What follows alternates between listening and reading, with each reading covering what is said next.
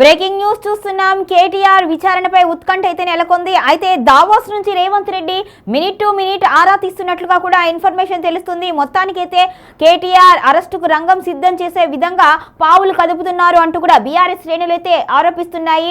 ఇక్కడ సిట్ విచారణ ఏ విధంగా జరుగుతుంది, సిట్ ఎటువంటి ప్రశ్నలు సంధిస్తుంది కేటీఆర్ కి, ఇక కేటీఆర్ ఎటువంటి ఇన్ఫర్మేషన్ చెప్తున్నారు అనే పూర్తి ఇన్ఫర్మేషన్ ని కూడా దావోస్ లో ఉన్న రేవంత్ రెడ్డికి అందించాలనే విధంగా చర్యలు చేపట్టినట్టుగా తెలుస్తుంది. మొత్తానికైతే కేటీఆర్ విచారణపై ఉత్కంఠ నెలకొంది. ఇక కేటీఆర్ అరెస్టుకు రంగం సిద్ధము అనే ఊహాగానాలు వినిపిస్తున్నాయి. ఈ నేపథ్యంలోనే దావోస్ నుంచి కూడా రేవంత్ రెడ్డి ఆరా తీయటం అనేది మరింత ఆసక్తికర పరిణామంగా ఉంది.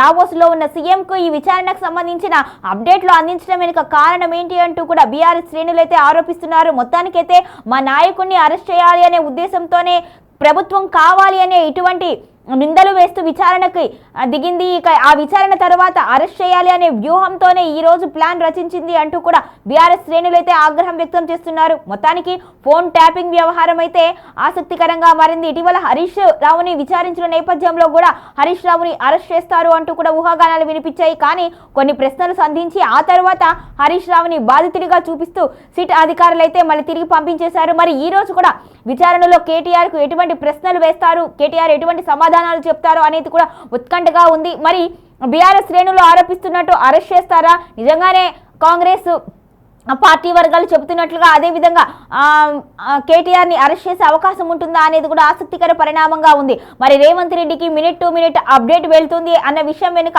ఆంతర్యం ఏంటి అనేది కూడా రాజకీయ వర్గాల్లో ఆసక్తికరంగా ఉంది.